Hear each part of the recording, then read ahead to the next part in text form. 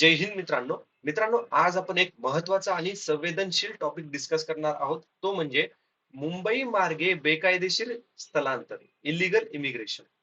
सुरुवातीलाच एक गोष्ट स्पष्ट करूया. हा विषय धर्माचा नाही, राजकारणाचा नाही, तर संविधान, प्रशासन आणि राष्ट्र सुरक्षेशी संबंधित आहे. हा व्हिडिओ फक्त परीक्षा पास करण्यासाठी नाही, तर गोष्टी समजून घेण्यासाठी आहे.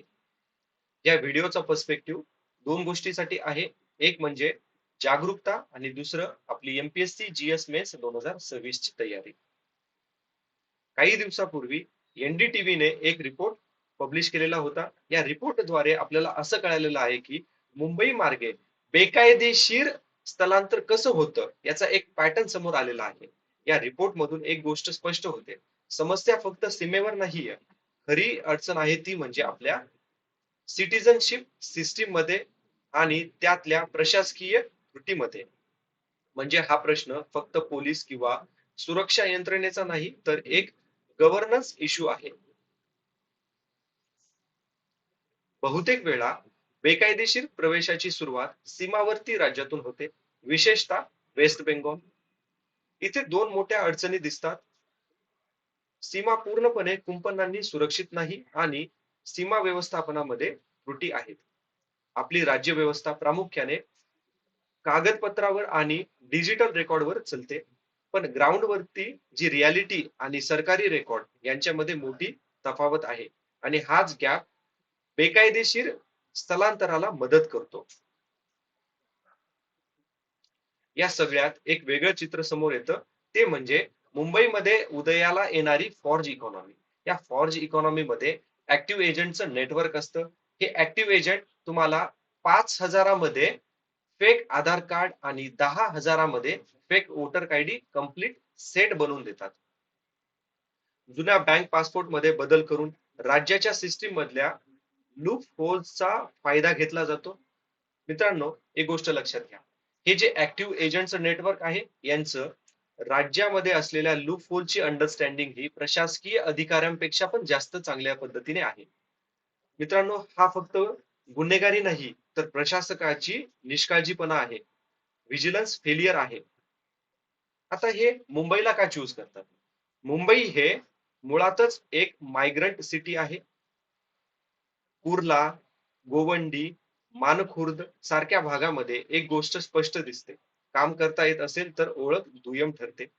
अनेक लोक 1 ते 3 वर्ष काम करतात, हळूहळू शहरामध्ये मिसळतात आणि मग परमनंट राहण्याच्या दिशेने जातात. हो, सगळं खूप शांतपणे, कोणालाच लक्ष न जाता घडून येतं. या पूर्ण प्रक्रियेचा शेवटचा टप्पा म्हणजे वोटर आयडी कार्ड. निवडणुकी आधी साधारण 6 महिने एजंट ऍक्टिव्हिटी वाढते. एकदा एखाद्याने मतदान केलं की ती व्यक्ती लोकशाहीच्या सोवेरियन विलचा भाग बनते. इथेच विरोधाभास दिसतो. लोकशाहीची साधन कधी कधी राज्याच्या सार्वभौमत्वालाच कमजोर करतात, असं आपल्याला पाहायला मिळालंय. याच्या विरोधामध्ये महाराष्ट्र शासनाने आयआयटी बॉम्बेच्या मदतीने एआय आधार एआय आधारित ऍप्लिकेशन तयार करत आहेत. यामध्ये पत्ता, लोकेशन, भाषा यांचा अभ्यास केला जाणार आहे. पण इथे एक प्रश्न निर्माण होतो. टेक्नॉलॉजी खरंच पुरेशी आहे का? की आपण नकळत सर्व्हेलन्स स्टेट कडे वळत आहोत?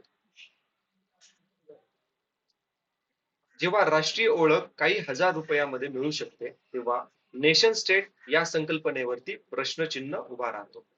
हा प्रश्न निर्माण करतो कारण प्रशासकीय उदासीनता, आर्थिक प्रलोभन आणि कमकुवत गव्हर्नन्स. म्हणूनच हा विषय फक्त शहराचा नाही, तर दीर्घकालीन सुरक्षेशी संबंधित आहे. तर मित्रांनो, आता आपण मेन्स पर्स्पेक्टिव्ह बघूया त्याला. तर जीएस पेपर 2 मध्ये कॉन्स्टिट्यूशन आणि पॉलिटी मध्ये आपल्याला अशा पद्धतीने प्रश्न विचारला जाऊ शकतो की बेकायदेशीर स्थलांतरामुळे, इलिगल मायग्रेशन, नागरिकत्व व मतदान प्रक्रिया यांच्या पवित्रतेवर कसा परिणाम होतो. संविधानिक तरतुदीच्या कलम नंबर 5 ते 11 संदर्भात चर्चा करा. आता हे आन्सर लिहिताना तुम्हाला ह्या 5 गोष्टींना महत्व द्यायला पाहिजे. पहिली गोष्ट आहे सिटिझनशिप आर्टिकल 5 ते 11. सिटिझनशिप ऍक्ट 1955, व्होटर आयडी व electoral roll integrity, governance failure versus democratic inclusion, national sovereignty versus individual right. आता आपण जीएस पेपर 3 मध्ये इंटरनल इंटरनल सिक्युरिटी या सेक्शन साठी प्रश्न कशा पद्धतीने बनवू शकतो या टॉपिक वरती. तर शहरी भागातील बेकायदेशीर स्थलांतर हे भारताच्या अंतर्गत सुरक्षतेसाठी एक गंभीर आव्हान कसे ठरते, मुंबईच्या उदाहरणासह स्पष्ट करा. आणि हे प्रश्नाचं उत्तर देताना तुम्हाला या गोष्टीचा विचार करायचा आहे. Border management failure, urban anonymity, assimilation, organise crime network, demographic imbalance, threat to internal security आणि सोशल स्टेबिलिटी. मित्रांनो, एक लक्षात घ्या, उत्तर लिहिताना भावना बाजूला ठेवायच्या, फक्त संविधान आणि प्रशासन लिहायचे आपल्याला. हा विषय धर्माचा नाहीये, राजकारणाचा नाहीये, तर आपल्या राष्ट्राचा आहे. संविधान मजबूत करणं, प्रशासन जबाबदार असेल तरच राष्ट्र सुरक्षित राहील. ठीक आहे. जय हिंद मित्रांनो. तुम्हाला जर व्हिडिओ आवडला असेल तर मला किंवा तुमचं ओपिनियन काय आहे तर मला प्लीज कमेंट मध्ये नक्की कळवा. Thanks for watching. जय हिंद.